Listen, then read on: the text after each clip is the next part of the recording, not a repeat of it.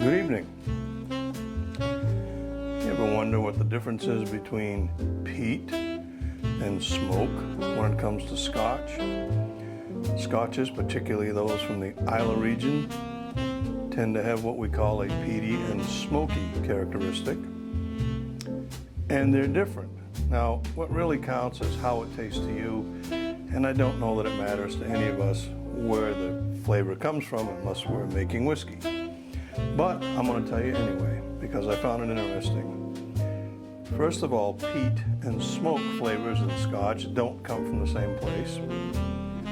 The peat has somewhat of a smoky flavor, but it also has more of a chemical flavor. And the way I tell the difference is if it tastes like Band-Aids, smells a little bit like Band-Aids or maybe medicinal, then I know that that's a peat characteristic or a peat flavor. It also has a smoky characteristic as well. In addition to that, you can have smoke that comes from another area, and I'll explain the difference. When you make Scotch, you begin with barley. Basically, you steep it in water, and then you spread it out on a floor, and you wait for a few days, allowing it to germinate.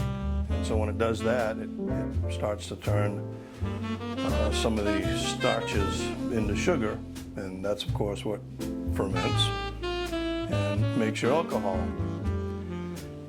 This is where the peat flavor is actually introduced.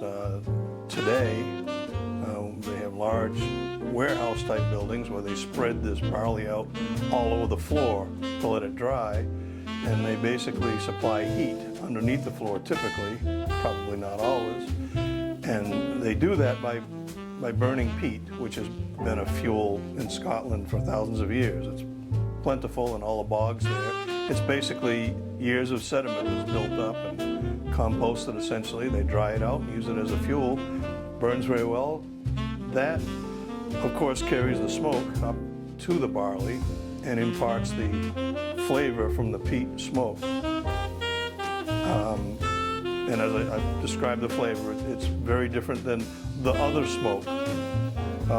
After this barley has been dried through this heating process, of course it goes through milling and so on, to create the Scotch, and the amount of peat flavor that you get can be controlled by how long it's exposed to the smoke and how much smoke obviously they have in that big floor where they've got it all spread out.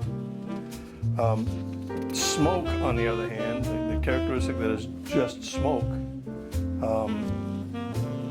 usually comes in the barrels. So Scotch has to be aged in barrels for at least 3 years. A single malt Scotch has to be aged for 3 years in an American oak barrel, basically, and those are charred. And that is where the smoky flavor comes from, typically. A little bit different than a peaty flavor. It's more, in my opinion, like campfire smoke, if you will. It has a sort of a more acrid, smoky flavor, where the peat smoky flavor is a little darker, maybe a little more earthy, if you will, damp.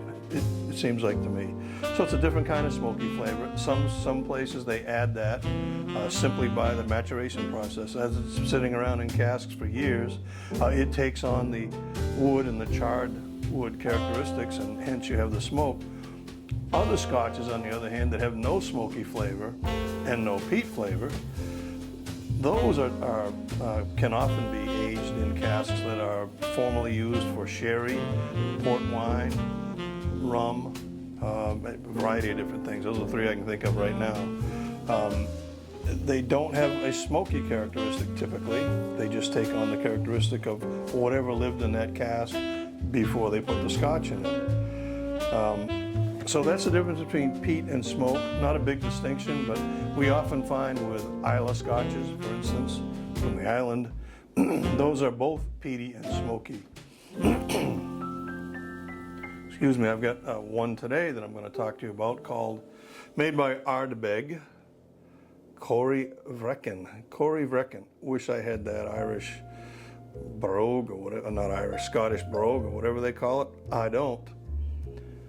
Corryvreckan is actually the name of a whirlpool that's off the island, and there's some folklore that's actually on the box that it comes in. They've sort of tweaked it to fit their own story, but it's an old, I believe it's mythology basically that describes a story of where the name Corryvreckan came from, etc.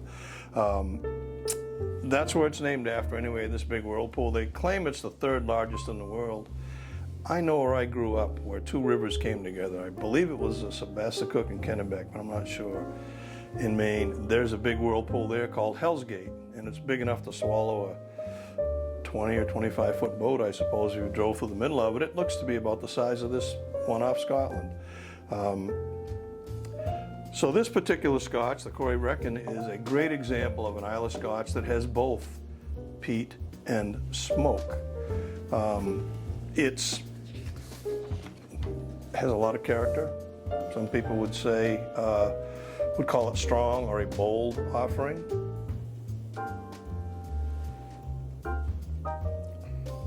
It certainly is. It's 114 proof. So there's a lot of alcohol in there, 57%. You smell it right away on the nose.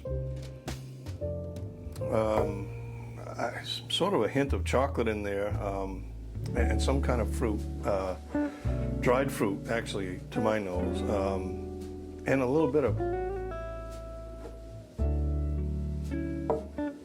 piney. I certainly smell the peat in there, that Band-Aid smell. It's unmistakable. And it, when you taste it at first,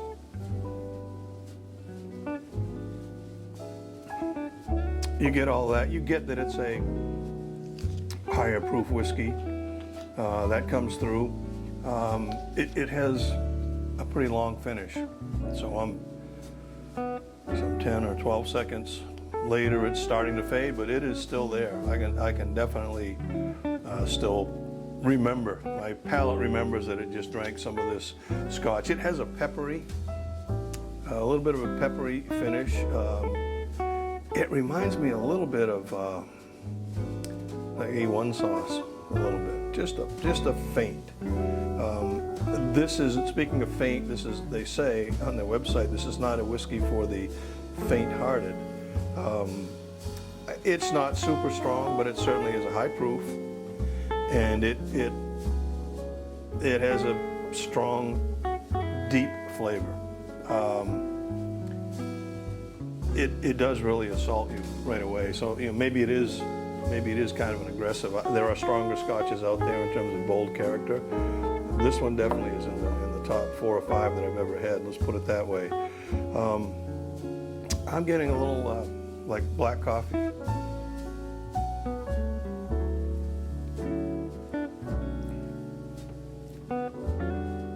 Oh, getting some wood too. I don't know what. I've never eaten a lot of wood, but well, it reminds me of like a barbecue, when you use like real wood. But it does hang on for a long time, and then at the very end of the finish, you get some dark chocolate. Pretty neat. There are other offerings in the Ardbeg line. There's the Anoa, which is a different version, definitely not as strong. Wiegandal. Should have looked that one up. Wiegandal. Very popular Scotch. It's gaining a lot of popularity. I have not tried it yet, so I'm not going to say a whole lot about it. So, having talked to you about the whiskey and the peat a little bit, how would we look at pairing this with a cigar? Well, I've got a couple of ideas.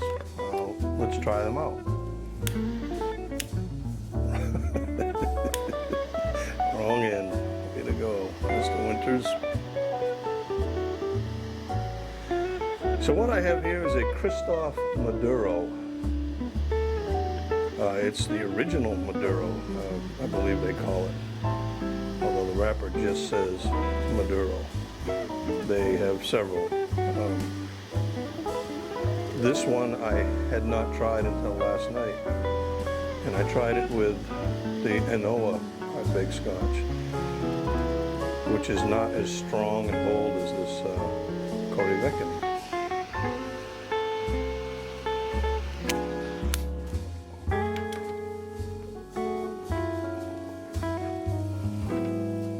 So when looking at pairing whiskeys and cigars, there are some things that are rules of thumb of mine, and you can take that for what it's worth, but based on my experience, if I have a bold, stronger Islay Scotch, for example, I know it's going to be peaty, smoky, a little on the bold side. I'm going to try to find a cigar that can stand up to it. They won't be overpowered by the Scotch. I thought of this Kristoff Maduro because Maduros are darker, stronger typically. It's not always the case, but most of the time you can kind of equate the shade of a cigar to its boldness. So this is a relatively dark cigar, a Maduro, a stronger leaf, and it stands up, I believe, to most Scotches. Let's see what it does with this one.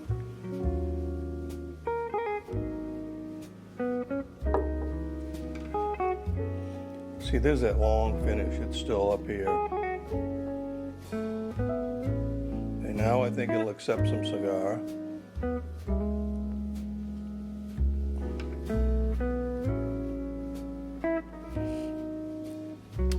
That works. One of the reasons I thought this would work is if, as I read the description of the cigar, it read an awful lot like the description of the Ardbeg Corryvreckan. It has some notes of coffee, cocoa in it, spice. Yeah, I'm also getting dark chocolate. I don't know if they said that or not, but to me, and maybe that's coming from the Scotch as well. Yeah, definitely. So it's interesting where this Scotch tends to finish with, in my opinion, a dark chocolate character. This cigar does as well.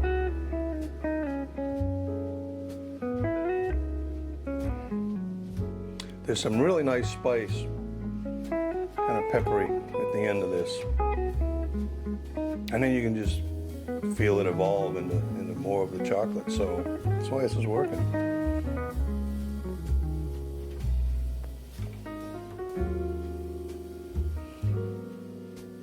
I do prefer whiskey first. With this pairing, yeah, if you do it the other way around, you end up with a very bitter taste. Interesting. Yeah. And this cigar takes that away completely. So always, I believe in this one, you want to drink the whiskey first and then try the cigar. Works very well.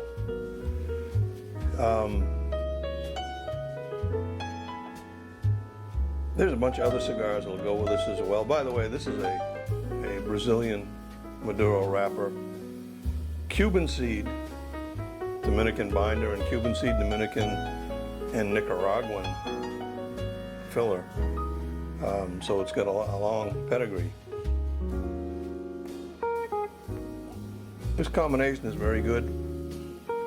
I will tell you that it is not only is it not for the faint-hearted flavor-wise, it's a little on the pricey side. This bottle was $99. Now, it will last me several years, so it doesn't hurt me too much. So it's $3.91 for an ounce and a half. And it's $9, I believe, for the cigar. So we end up at $14.87 for a drink and a cigar. Again, in my opinion, that's not too bad. There are a lot of other choices when you want to look at what I think is always a good pairing: an Islay Scotch and a Maduro cigar. The Wiegandal from Ardbeg is very good. Bowmore 12 is a very easy drinking, sort of peaty, smoky Scotch from Islay that works very well. And then the Balvenie has the peat week version. I've got one here somewhere. It would be really good with, I believe, a Maduro cigar. That's not to say you can only smoke Maduros with these Scotches. Certainly Habano is going to stand up to it. Anything that's in the bold end of the spectrum for these very heavy, peaty, smoky Scotches, even the Lefroy line, definitely needs a strong cigar. I would look for Maduros first. And then there are other cigars as well. Plasencia 149. It's strong enough to stand up to this Scotch.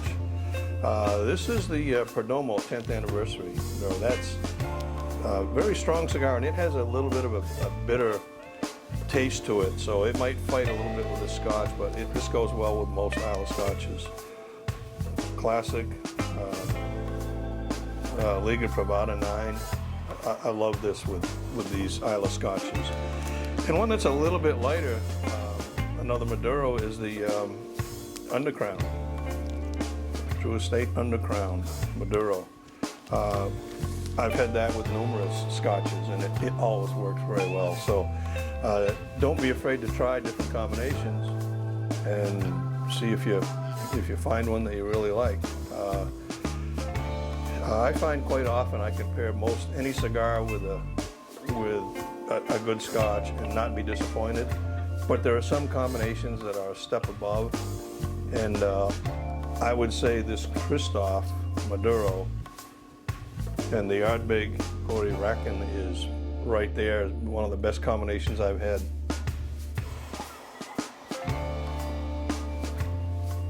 It's a very smooth cigar. Because I smoked one last night, I know that as you get through the cigar, it's pretty consistent. You know, cigars typically have sort of 3 different zones of flavor where it changes sometimes subtly as you go through it. This one is pretty consistent until you get to the last inch and a half or so.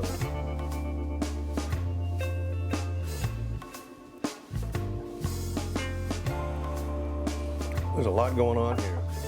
Very interesting.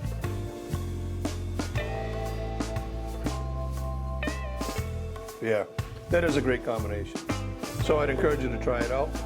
Try some other Isle Scotches, and try the stronger cigars with them. Again, the Maduros, Habanos.